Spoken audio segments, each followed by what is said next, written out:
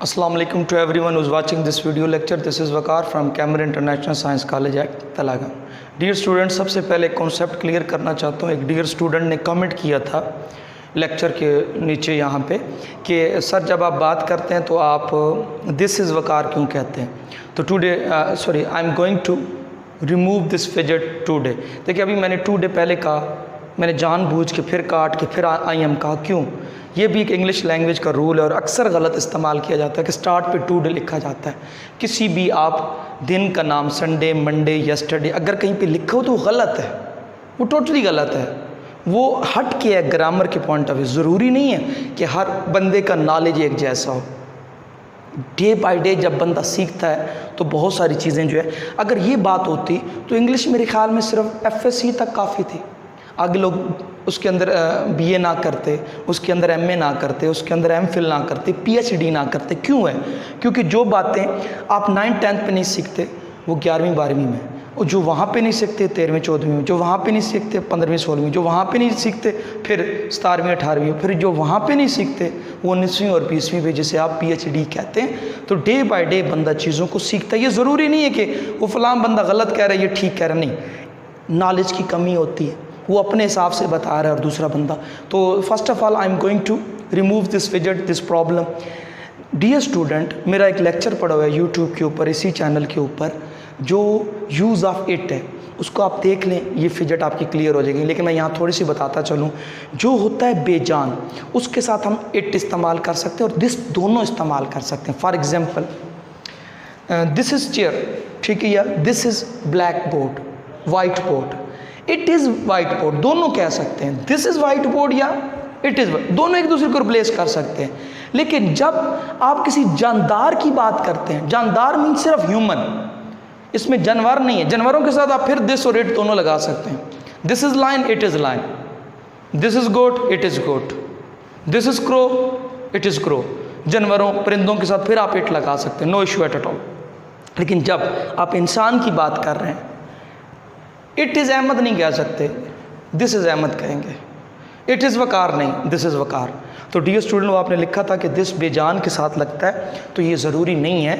This और it दोनों बेजान के साथ लग सकते हैं, लेकिन जब सेम बात इंसान के बारे में बात की जाएगी तो फिर आप इट नहीं लगाएंगे, दिस लगाएंगे। वो आपकी बात ठीक है कि दिस बेजान के साथ लगता है, इट भी बेजान के साथ लगता है, लेकिन जब किसी शख्स की बात करेंगे तो वहाँ पे आप हमेशा क्या लगाओगे? दिस लगाओगे। मज़ीद आपने मालूमात हासिल करनी है तो मेरा उसके ऊपर ही चैनल के ऊपर लिखें, लेक्चर लिखें इंग्लिश यूज़ ऑफ इट, ठीक है, उसके अंदर पूरा लेक्चर आ जाएगा।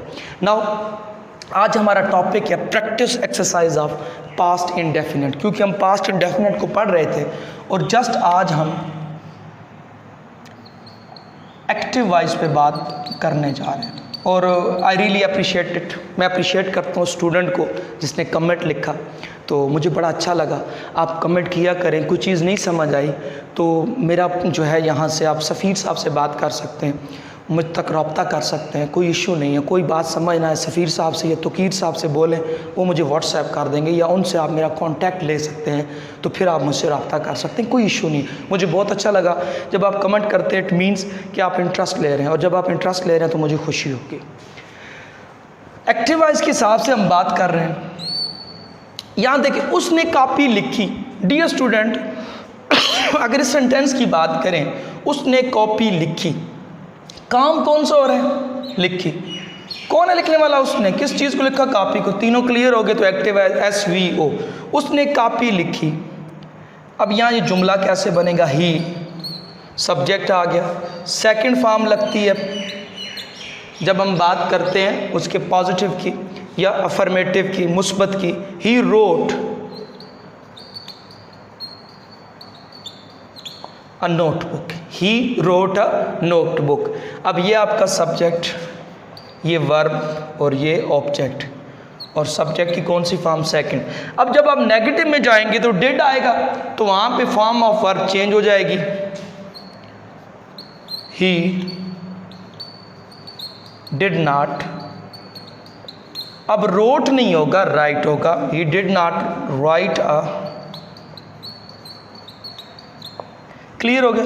और जब हम नेगेटिव की से फिर जाएंगे, डिड ही राइट तो डियर स्टूडेंट यहाँ पे देखा जब डिड का इस्तेमाल किया तो फर्स्ट फॉर्म, यहाँ पे भी फर्स्ट फॉर्म, किसकी वजह से? डिड की वजह से। तो ये तीनों सेंटेंस आपके हो गए कंप्लीट। अब नेक्स्ट देखिए, मैंने कपड़े पहने। पहनना क्या है? वर्ब है। कौन है पहनने वाला? मैं। किस चीज़ को? कपड़ों को। तो सब्जेक्ट, वर्ब एंड ऑब्जेक्ट तीनों क्लियर हो गए। अब जुमला कैसे बनेगा? आए, सब्जेक्ट आ गया मैं, पहने, वोर, वियर फर्स्ट फॉर्म है और वोर सेकंड फॉर्म है। आई वोर, कपड़े, द क्लॉथ्स। ठीक है जी। जब नेगेटिव बनाएंगे तो आई डिड नॉट, यानी अब हमने डिड नॉट इस्तेमाल किया, अब वोर नहीं आएगा, वियर आ जाएगा। यानी अब हम डिड इस्तेमाल किया तो फर्स्ट फॉर्म लगा दी, डिड आई। जब सवालिया आया तो डिड सब्जेक्ट से पहले, did I wear the cloth. इसका डियर स्टूडेंट स्क्रीन शॉट ले लें।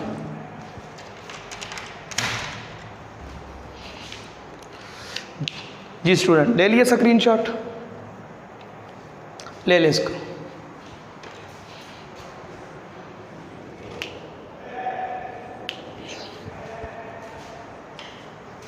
जी स्टूडेंट, तो यहां तक ये बात कंप्लीट हो गई। उसने कॉपी लिखी, ही रोट अ नोटबुक। उसने कॉपी नहीं लिखी, ही डिड नॉट राइट। देखिए अब यहाँ पे ये रूल आपको मैंने नोट की सूरत में बताया था कि जब डिड आ जाए तो फर्स्ट फॉर्म लगती है। क्यों लगती है? ये तो अक्सर बताया जाता है कि डिड आ गया फर्स्ट फॉर्म। क्यों? एक क्लास के अंदर कभी भी दो सेकंड फॉर्म नहीं आ सकती। क्लास का मतलब और होता है, सेंटेंस और होता है। दो क्लासें मिलके एक सेंटेंस बना सकती हैं, तीन क्लासें। मिसाल के तौर पे he told me that he was ill, उसने मुझे बताया वो बीमार था। उसने मुझे बताया he told me that he was ill. ये पहली क्लास ही टोल्ड मी था और दूसरी क्लास जो क्या थी वो ही वाज इल। अब ये दो क्लासें हैं, यहाँ पे सेकंड फॉर्म पहले और दूसरे में लग सकती है, नो इशू। जब सिंगल क्लास हो और उसको हम सेंटेंस भी बोलेंगे, ये जो आपके जितने हैं ना, ये सिंगल क्लास सेंटेंस हैं। जब सिंगल क्लास आ जाएगी तो इंग्लिश लैंग्वेज का रूल है कि जब एक क्लास के अंदर दो सेकंड फॉर्म नहीं आ सकती। बस ये आपने याद रखना है। ये नहीं याद रखना कि डिड आ गया तो फर्स्ट फॉर्म, ये कोई रूल नहीं है। एक पता होना चाहिए, लॉजिक होनी चाहिए कि डिड आ गया तो क्यों से आप सेकंड फॉर्म नहीं लगा सकते। उसके एक रूल है, क्योंकि आपको पता है डू फर्स्ट फॉर्म है, डिड सेकंड है और डन थर्ड है। अब ये देखें, डिड क्या था? Second form. अब रोट भी क्या है? Second form. तो एक क्लास के अंदर, फिर मैं कह रहा हूँ सेंटेंस नहीं, एक क्लास के अंदर फॉर्चुनेटली ये आपका सेंटेंस भी और क्लास भी है, क्योंकि ये सिंगल क्लास सेंटेंस है। अब एक क्लास के अंदर दो सेकंड फॉर्म नहीं आ सकती, ये इंग्लिश का रूल है। दैट्स वाई जब हम नेगेटिव की तरफ आते हैं तो ही डिड नॉट रोट नहीं होगा, ही डिड नॉट राइट होगा। जब सवालिया बनाएंगे डिड ही राइट होगा। क्यों? उसकी वजह यह है कि डिड आ गया और एक क्लास में दो सेकंड फॉर्म नहीं आती। अब यहाँ पे हम आते हैं, मैंने चाय का कप पिया। सबसे पहले काम कौन सा हो रहा है? पिया। कौन है पीने वाला? हम। सब्जेक्ट हो गया। किस चीज़ को पिया? चाय का कप। तो तीनों क्लियर हो गए। अब यहाँ पे देखें, आए। अब चाय पीने के लिए ड्रिंक का लफ्ज़ इस्तेमाल नहीं हो सकता, आप टेक या हैव का लफ्ज़ इस्तेमाल कर सकते हैं। अमेरिकन हैव का लफ्ज़ इस्तेमाल करते हैं और ब्रिटिश टेक का लफ्ज़ इस्तेमाल करते हैं। I second form, took a cup of tea. और जब भी आप चाय वाला जुमला बनाएं तो कप लिखते हैं, बेशक है या नहीं। आई टुक टी, ये स्टैंडर्ड इंग्लिश का जुमला नहीं है, ठीक है। बेशक उसके अंदर मैंने तो लिख दिया चाय का कप, नो भी हो तो भी आपने क्या करना है, आई टुक अ कप ऑफ टी। अब जब हम नेगेटिव की तरफ आएंगे तो डियर स्टूडेंट डिड आ गया, डिड फार्मूले का, इसको हम नहीं चेंज कर सकते। आई डिड नॉट, अब टुक की जगह टेक हो जाएगा। I did not take a cup of tea. इसका स्क्रीनशॉट ले लें।